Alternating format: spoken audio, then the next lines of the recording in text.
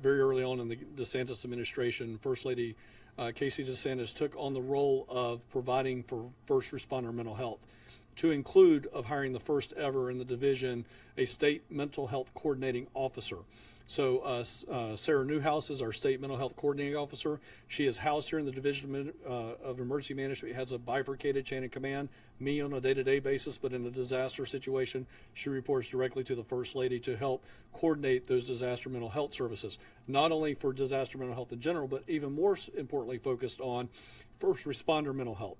So you're going to see already, there are already embedded what we call critical incident stress management teams, or CISM teams for short. Those are already on site, and you're going to continue to see first responder mental health resources come into the area, including FEMA's first responder mental health services, as well as individual mental health services, as well as ours. So again, we have a person, I'm titled the state coordinating officer to coordinate all of these state agencies that respond to a disaster, but we have a person that just takes a subset of mental health and is that state mental health coordinating officer that works under me and underneath the First Lady for disaster mental health. Okay, thanks guys. At the house where you're streaming live now from Fox. That was the latest update from Florida Governor Ron DeSantis. Let's check in with our news partners at Fox 35 Orlando for continuous coverage. All the different steps to take is to try to get Southwest Florida and, of course, many of the Central Florida neighborhoods that flooded back online. You know, one of the things that they talked about, which I thought was so fascinating and heartbreaking, quite frankly, so much flooding, so many evacuations, so much debris that it is not going to take days. It's not going to take weeks. This could be months to years before all of this is cleaned up and out. And then just the devastation, the people now who are left to clean up as well. Yeah, it is heartbreaking. It talked a little bit about the death count as a result of the storm, and the numbers have progressed since what we learned this morning, talking about how there's 1 confirmed and 20 unconfirmed deaths related to the storm. And he talked about how the medical examiner is the one who makes the final determination. But one of the things they'll be doing today is doing what they called a secondary search, where they will be going from house to house and making sure that everyone is accounted for. What they said was it's kind of a 72-hour period, right? And so first what they do is what's called a hasty search, where they go in really quickly to see if there's anybody who needs help right away. They do the primary search. That's what's happening right now. And then the secondary search, they go in and do another check just to be sure they didn't miss anything the first 2 times around. All right, we're going to pause right now and we'll be right back. Fox 35 News.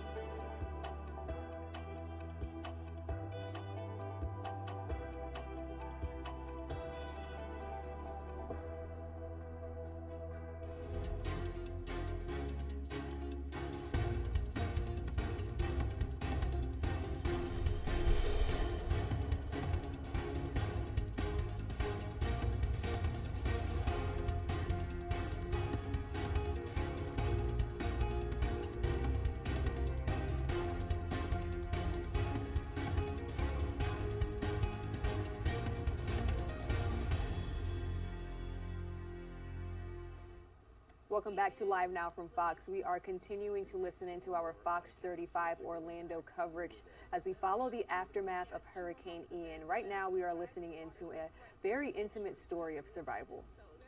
them now. That's Roxy and my cat Milo, and then Luna and Holstein is missing. And Holstein's blind. Holstein's blind. We don't think he didn't make it. And you said there was a shed in the back of the house where some of these animals live? Where I put them, where I had her in her cage and she broke out of her cage because we left in the middle of the night. The water was already up to the middle of my tires. It was like 1:30 and we were leaving. It's amazing. You look at the intersection here of Quintard and Washington, and this is actually pretty tame compared to where your house is. Yeah, it's definitely chest deep. You see where the fence line is? Yeah. It's over the fences. You can barely see some of the tops coming out. It's over the fence line. Slow to recede indeed. We wish you the best of luck. We'll stay with you here as you've got more pets coming back. Sir, thanks for talking with us and good luck. Thank you. Tragic. I tell you what, Amy and Danielle, it's not just people, it's our best friends that need rescuing. Awful. David, that is beyond heartbreaking, and you're absolutely right. Our pets, they are members of our families. Absolutely. So sad to hear from her, David. Thank you. We're praying for all the people who are living in those conditions right now. Coming up here in Good Day, Orlando, millions of people along the Gulf Coast are also sifting through the devastation. We will get a closer look at Fort Myers and what people there are doing now and in the days ahead. Don't go far.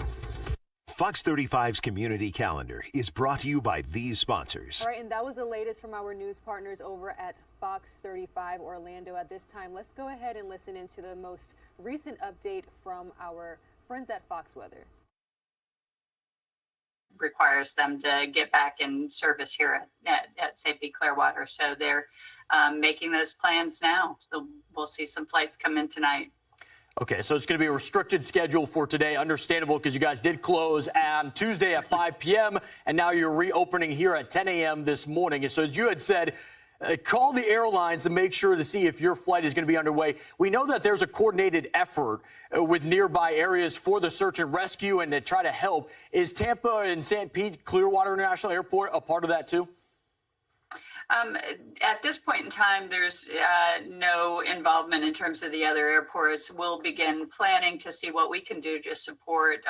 In past hurricanes, we've done hurricane donation drives and help support our neighboring communities that way. So that'll be things that we start planning in the next days. Okay, and so once again, we are talking to Michelle Ralph, Public Relations Director at St. Pete Clearwater International Airport. Thank you for joining us on Fox Weather this morning. Thank you.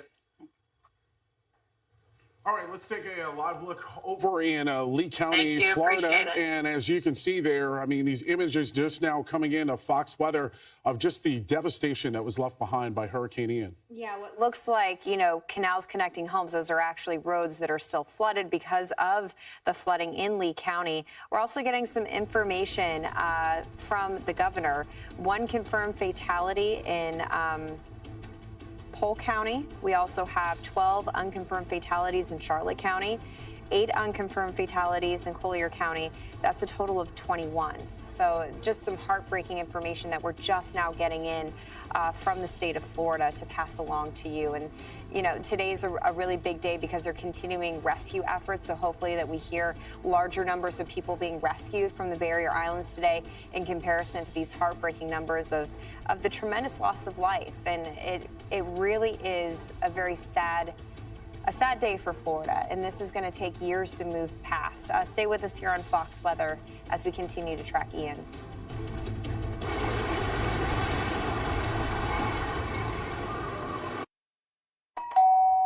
Hi friends, Richard Karn here. Now I'm known as the guy who can fix just about anything, but the technology. 9:45 a.m. here on the East Coast. You're streaming live now from Fox. That was an update from our news partners at Fox Weather. You guys, make sure you all are downloading the Fox Weather app as we continue to bring you all the most up-to-date coverage of Hurricane Ian. It is set to make its second landfall just off of the coast of the Carolinas, late morning, early afternoon. So go ahead and download the Fox Weather app and make sure that you all continue to visit foxweather.com, the most powerful name in weather. We'll be right back after this break.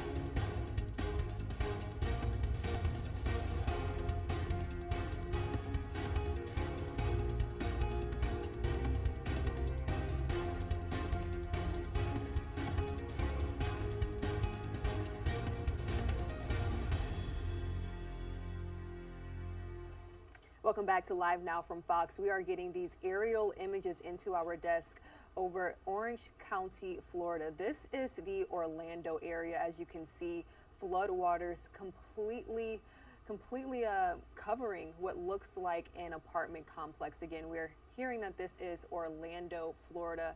Continuing to follow Hurricane Ian, which made landfall on Wednesday afternoon as a catastrophic Category 4 storm. The historic storm had maximum sustained winds of 150 miles per hour, and it battered the southwest portion of the state. Now, it continues to bring life-threatening flooding. As you can see, storm surge and high winds to parts of Florida, but it's now making its way towards the Carolinas. They are bracing for Hurricane Ian's second landfall, now as a Category 1 storm. But let's go ahead and stay in Orlando, Florida. They're bringing us many updates. We know that the airport in Orlando has been closed in preparation of this storm. So let's go ahead and check in with Fox 35. They're bringing us the latest on when we can expect travel to resume.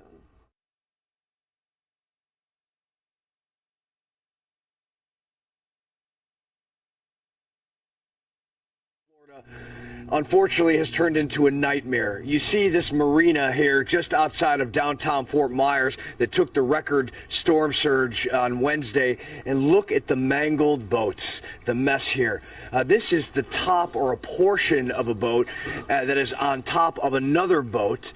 You see behind me here all of the debris from inside other vessels here. The smell of diesel is just, it gives you a headache. It's so intense over here. It is amazing. This is what you see up and down the roads to the barrier islands, specifically the barrier island of Fort Myers Beach, which we traversed yesterday. And we saw standing water there still as vehicles made their way in convoys down there, unable to cross the bridge because of the search and rescue efforts. Officials will not allow people in. But on every side, both sides of the road, what you see is disaster like this. This is going to be a long process forward, not only to remove all of these vessels, vehicles, and repair homes and businesses, but, you know, to touch people's hearts as Americans from around the country will come to Florida and are making their way here to help in the aid process for all these people that perhaps are displaced, injured, or just need someone to give them provisions or even a pat on the back or a hug. We'll continue reporting from here. Back to you. Yeah, as the governor said, lots of difficult months and perhaps years ahead. And we want to let you know that Fox Corporation has donated $1 million to the American Red Cross to support relief efforts. If you would like to help, you can visit redcross.org/FoxForward. And we do have a link to that posted for you on our website, fox35orlando.com. We are now at 9 minutes before the hour. Let's turn things over to Allie for another look at our weather. Allison? Good morning, Danielle. I do want to take you into the latest track on Ian. It is a hurricane with 85-mile-per-hour sustained winds and likely going to be making landfall along the coast of South Carolina sometime this afternoon into the early evening hours. You can see it there. Hurricane warnings are in effect all along the coast. That's going to be this darker red that's shaded on your screen. Then it makes its way across the interior, decreasing in intensity, but still going to be bringing some very heavy rain, strong winds, as well as the chance for a few isolated tornadoes. I do also want to mention that the tropics, we are looking at one tropical wave making its way off the west coast of Africa right now, a 60% chance for further development. So always something we're watching for you right here in the Fox 35 Storm Center. As for current conditions outside Ponce Inlet, Florida, you can see those blue skies are starting to peek through. Yes, it is going to be a bit breezy out there, but skies will be clearing and temperatures definitely not quite as warm as what we've been seeing the last several days. Current temperatures right now, widespread 60s. Yes, it is 9:52 in the morning and we're waking up to 65 in Leesburg, 67 in Sanford, and 70 degrees in Titusville. The dew point temps are holding on to the 50s, so feeling very nice out there, a bit more like fall as that dry air is going to be moving right on in. That's going to be keeping those skies clear today. And afternoon highs in the upper 70s through north central Florida and low 80s along our east coast. So our hour-by-hour forecast in Windermere does show mostly sunny skies. A few of those breezes out there, especially along our east coast. 72 degrees by lunchtime in Leesburg and 77 by 5 p.m. So we want to show you our outdoor comfort index. The last several months, it's been at a 3 or a 4, but today we're taking it all the way to a 9 due to the very dry air and slightly cooler temperatures, and that trend will be continuing as we head into the weekend. Afternoon highs today sitting at 81 degrees and then up to 85 on Saturday, 86 degrees on Sunday, and staying dry. I mean, rain totals are going to be very, very low now through next Thursday. The chance for a few ocean-blown showers. We're looking at potentially a few hundredths of an inch, but likely no more rain for at least the next 7 days. And we're not only feeling those slightly cooler temperatures, also cities to our north waking up to 56 degrees in St. Louis, 54 in Chicago, as well as in New York City. And for all the travelers out there, you can expect sunny skies in Texas as well as Phoenix, highs there at 95 degrees, and some showers and thunderstorms moving through Denver.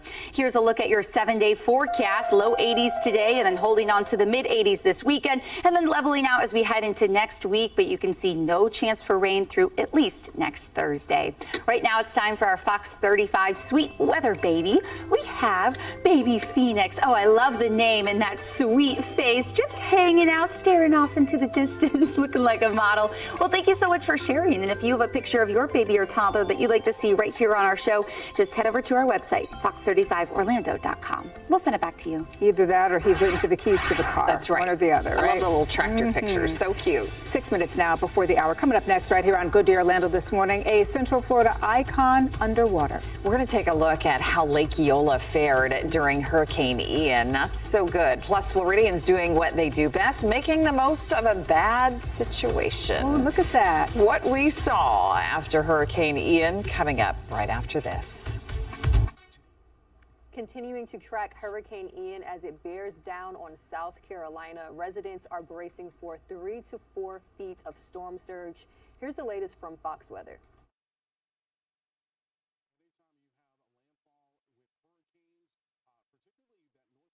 And it does increase the risk of potentially seeing some tornadoes. So that's the reason why we've been encouraging everybody to download the Fox Weather app. Here's a look right now at some of the current wind gusts that we're seeing over in Charleston. 44 miles per hour over at the buoy here, which is about 50 miles to the east over in Hilton Head right now. 54 mile per hour wind gusts. And this is going to continue to move northward. We do anticipate seeing landfall later on this morning into this afternoon. And it's likely going to happen somewhere between Charleston as well as Myrtle Beach. So that is where we are anticipating seeing some of the strongest winds with the system. But that doesn't mean that those of you down in the Savannah area will not see tropical storm winds. You're likely already seeing those tropical storm winds, and that is going to extend all the way up into Nags Head, North Carolina. So as we go hour by hour, there goes Ian right there. This is slowly going to continue to move north and west. And as it ends up making landfall later on this morning into this afternoon, we're going to see those winds really pick up for those of you in Wilmington as well as over in the Raleigh-Durham area. We could potentially see winds. These are sustained winds anywhere from about 50 to upwards of 60 miles per hour. And then this is going to continue to move inland. So Columbia, you'll likely end up seeing some isolated wind gusts anywhere from 40 to about 50 miles per hour. And then in the overnight hours, we're expecting the sustained winds to start to move into the Charlotte area anywhere from about 30 to upwards of 40 miles.